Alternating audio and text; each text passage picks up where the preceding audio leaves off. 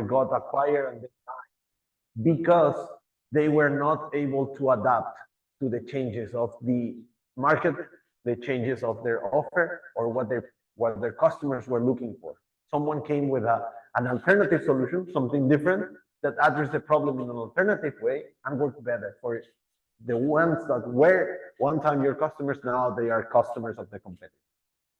Then we need to overcome challenges, as Cami was mentioning before.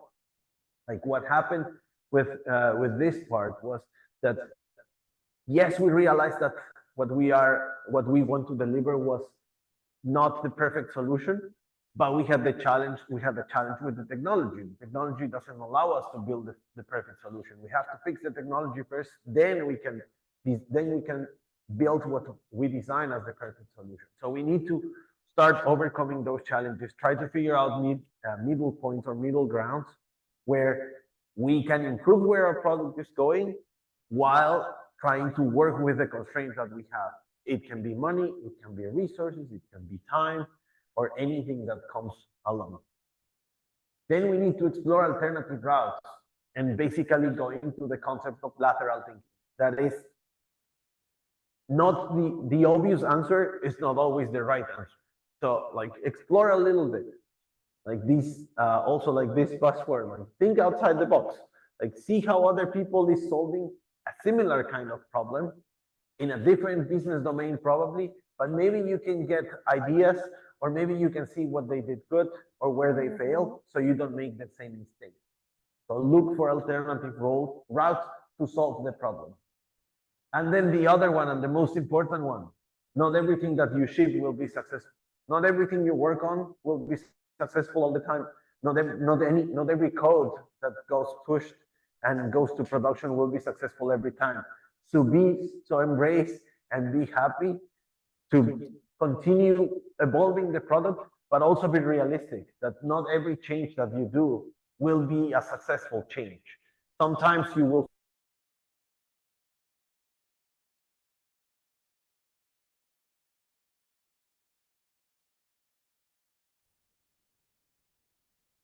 So second learning is choose your battles strategically. So for every role, every battle is different and will have a different level of relevance. Not every battle is worth fighting. So if you are a PM and you really believe that if we build this update on Ruby on Rails is the right decision, should that be your battle though? Or should be the development team battle? Because at the end of the day, they are the experts, right? And if you are a UXer and you disagree with the framework that the expert gave you, is it you actually with the right knowledge to set that type of conversation, or we should rely on others? So I think it is important for us to understand that if you want to succeed in your area, you need to understand that it's not only your area that is going to define everything, and you also need to rely on other people and say, hey, devs, this is my idea based on the framework that we need to be able to support any number of questions sent to anyone at any time that can bring this volume of data, and we need to get this type of insights. This is my idea. Can we build it? And they'll be like, the current technology won't allow, we'll need to bring this, and we'll need to set a data warehouse to do A, B, and C. So maybe in initial iteration, we might not be able to build it in V1, but in 2 or 3, while we keep working on the back end, we'll be able to support that as an end solution. But for V1, can we just make a simplified version of the responses without the insights? Because we cannot do all the calculations and everything to do that just yet. As a UXer at the beginning, it was a little bit frustrating, right? Because you have this great idea that you know it was going in the right direction. And it was, okay, so you're going to pretty much start cutting corners, which is not something UX or PMs will don't see as too productive. but we needed to support development because they were helping to do it, but their reality was different. They have different constraints that we just didn't understood at the moment, and we have to rely to each other. So building a really good stretch and aligned sort of allies connection between all the areas, and being honest and trust and say, okay, I understand where you're coming from. What is the possible timeline we're talking to? How many versions in between? How much we can push into the right direction that we want to get to the ideal end, so I can plan for the future and I can put those incremental improvements in the roadmap. So when you work cohesively as a team, and I have this one, which is the product team, UX, PMs, devs, but then you have another vertical if you are a PM. You also need to be working with marketing, right? Because you need to get them on board saying, hey, in our case, we're going to change the entire logic of our product. What we were selling before, we're solving the same problem, but we need to change the entire narrative. So now I need to work with them, and you need to work with CS. Hey, we need to start talking to the new clients and selling the new framework, because we want them to receive it with open arms in 6 months or 4 or whatever timeline when we did. And then devs, they do the same, right? So when you look at it, depending on your role, you have different verticals, and you'll need to connect the different, choose your different models. But at the end of the day, if everyone is aligned and work together and not against, it's way more sustainable, it's healthier, it's enjoyable, and you can deliver something that at the end of the day you're proud of, and you know that you can rely on your team. It's not, oh, the devs are stopping the development of the product, or the PM is not agreeing with this, and I think the user experience is suffering. So when you talk with them, talk with curiosity. Hey, why we cannot do that? Is that we cannot do the entire thing? Can we do a little bit? Can we progressively, get into this ideal solution? And if so, can we put it on the roadmap? So we start aligning deep into the future and not at the moment. Okay, so remember at the beginning when we asked you, listening to your users is enough to create a successful product. So well, the answer is actually no. To create a successful product, or creating successful products, require more than listening to the user. It's about combining insights, expert guidance, and continuously trying to evolve to stay relevant. So we hope that's the message that we wanted to share with you today. We hope from our story, you'll learn that you cannot find all the answers within your team, or also within your groups all the time. So sometimes it's good to bring experts, sometimes it's good to bring fresh eyes, and also don't be afraid to evolve, because the ones who don't evolve are the ones who fade away. So thank you very much. And if you have any further question, let us know. Thank you.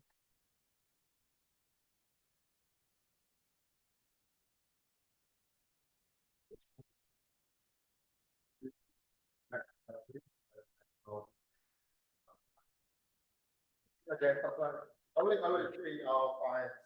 Which one? Back again. Sorry. The metric, remember the metric. Oh,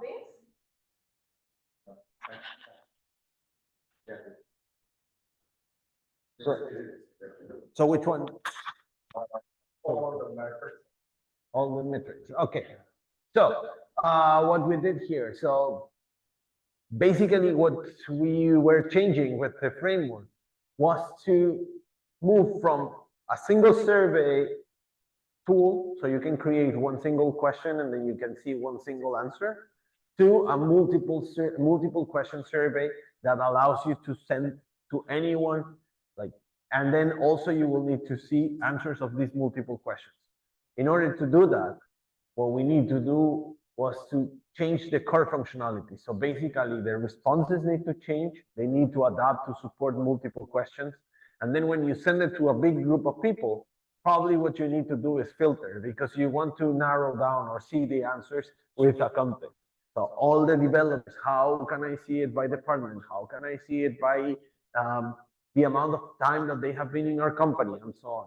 So we need to revamp the way we presented surveys and the way we created surveys. The other thing that happened here was that the bigger the companies, the more players we have. So then the managers came along, and the companies were looking to provide something for their managers because they are closer to the team. So if the team is unhappy, the one that can do something for them is their manager. So we had to create the manager experience and allow them to see partial, like part of the information that will help them to make informed decisions. Then from one of the 15 incremental improvements. So we changed the way we see the responses, right? But then what happened, or what still happens with other products is, okay, I send my survey, I collect the feedback, and then the question is, what next? What do I do next to improve the engagement of my employees?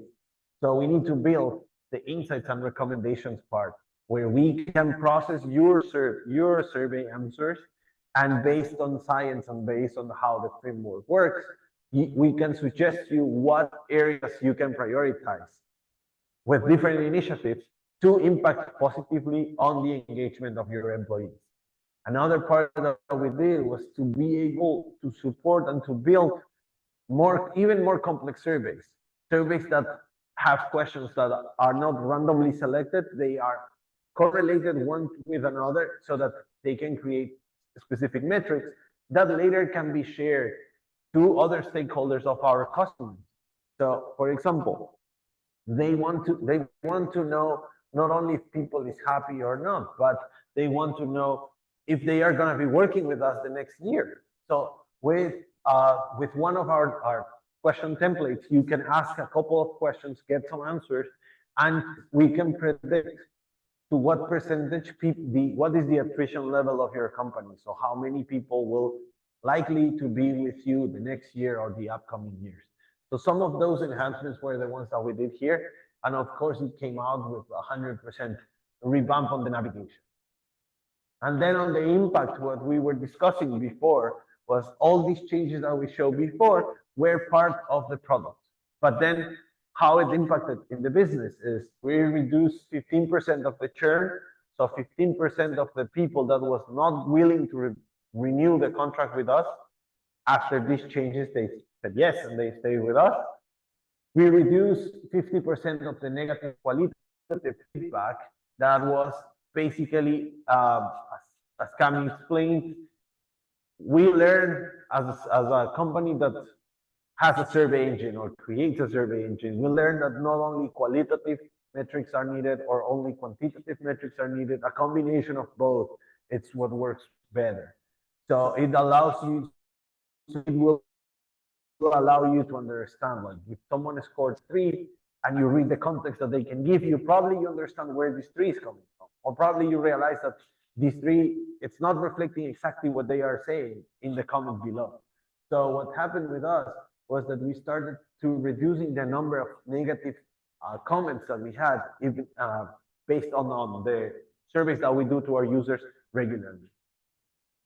There was a reduction of 32% on the UX reported issues. A lot of things got complex when the product grew with the navigation. So people need to move from the responses to the survey creation to some analysis in a different way. And it gets very complex at some point. So when we revamp the navigation, we simplify a lot of the paths, and then 32% of the tickets, of the issues reported were reduced because there were no more questions about where I can find this piece of information. It was simpler for the user. And then with the EMPS over the 4 years, the average is 20. And highlight here is that 45.9% are promoters. So a promoter is a person that answers 9 or 10 in an EMPS score survey, which goes from 1 to 10. So basically, half of the people that answers is happy with the product. So that's what we can infer from this metric. And then the other part, all this change, all the story that we told you today, about moving from one framework to the new one and allowing people to have more flexibility and everything, at the end of the day, brought more money into the company. We incremented our annual recurrent revenue in 40%. So we were winning money. All the investment done before, bringing the experts in, deprioritizing certain projects to give more impact or to give more importance to other things, pay off at the end of the day because the amount of money that the company was making incremented. So it was a successful product or project. All right. Okay. Thank you.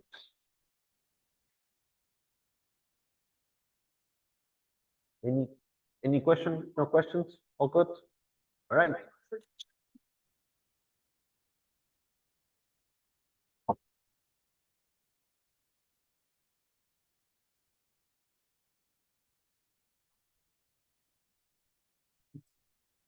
Mọi người chắc đã đói bụng rồi ha, thì mình xin 2 phút thôi với 2 món quà. Mình tên là Minh, marketing leader tại Coder School. Thì bọn mình là một trường dạy lập trình có hơn 8 năm kinh nghiệm trong ngành. Thì gần đây nhất tụi mình có hợp tác cùng với anh Long để mở ra một khóa học về full stack về product. Thì hiện tại tụi mình có 3 khóa học về product. Thứ nhất là update to PM, thứ hai là technical PM và khóa học thứ ba là analytics growth. Thì tùy vào các bạn background là người mới trong ngành hay là đang là PM rồi, có những cần hệ thống hóa kiến thức hay là upskill, thì mình có thể chọn cho mình một khóa học phù hợp hoặc là combo 2 và 3 khóa học. Rồi, 1 phút quảng cáo.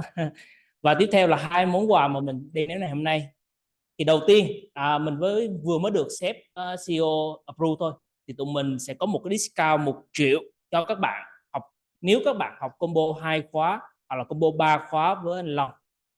Thì nếu các bạn đang có nhu cầu học hay là dự định học trong tương lai thì có thể đăng ký giữ chỗ ngay với mình hôm nay. Thì với những bạn ở trong hội trường này có thể liên hệ mình. Với những bạn đang ở trên Zoom thì có thể comment tên và tụi mình sẽ gửi email cho các bạn đăng ký. Tụi mình chỉ có 3 suất thôi. Vâng, và món quà thứ hai đó là mình và anh Long như Symbol Academy thì đang có dự định tổ chức thêm một cái buổi webinar online trong thời gian tới, trong 2 tuần hoặc 3 tuần tới. Thì buổi webinar này sẽ giới hạn người tham dự để có phần Q&A chất lượng hơn. Thì những bạn đang có mặt ngày hôm nay đang ở trên Zoom thì các bạn sẽ được ưu tiên gửi link, nhận được link đăng ký trước. Đó là món quà thứ hai của bên mình. Rồi, cảm ơn tất cả các bạn.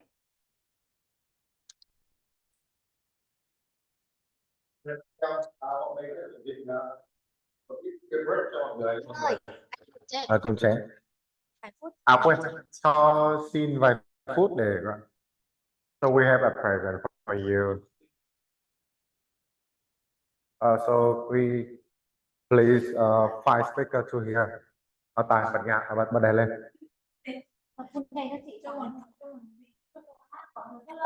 Mọi người lên tranh thủ lát là chụp hình luôn nhé. Ok.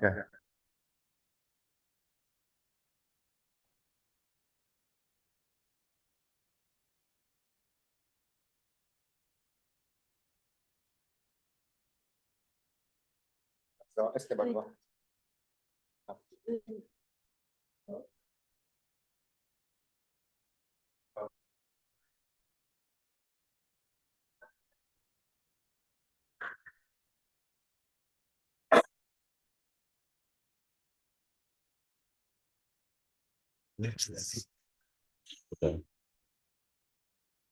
Okay, so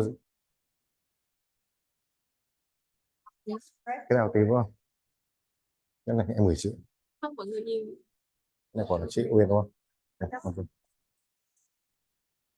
Esteban. So we have a different handle. So this is there for you, a man. Cho chị em mình. Thank you.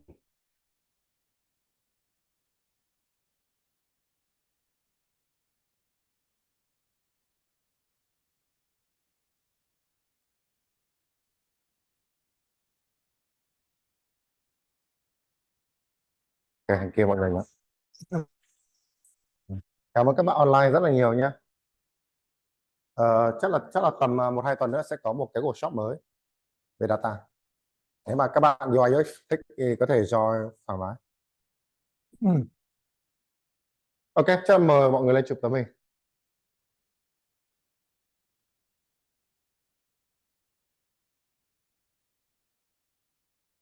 Và các bạn ta có thể nghỉ ngơi nhé. See you, mình sẽ gửi record qua Zoom cho mọi người nhé.